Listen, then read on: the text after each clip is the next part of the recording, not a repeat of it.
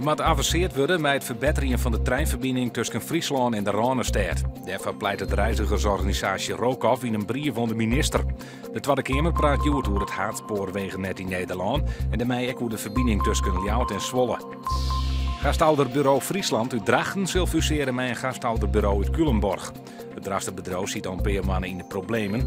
De gemeente Smellingenland, die tafersjoghouder is, ziet het bedrijf een ultimatum stelt. Er moest een gearwerkingskandidaat komen, anders kan er een dwangsom.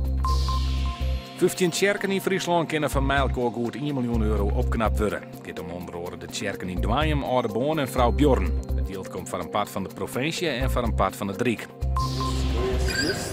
Jonger Siep van de Ploegers van de Morning Ljouwert begon met zijn concertreis bij het Sien treinstationsdel. Bij de strijdconcerten wil Siep omdenken vregen voor het lot van strijdband in Oeganda.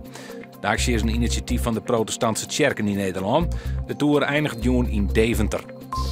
Vannacht vriest het licht en is er kans op sneeuw of iezel. Morgen direct sneeuw of iezel en later op het Rijn. Het wordt dan zo'n 4 graden.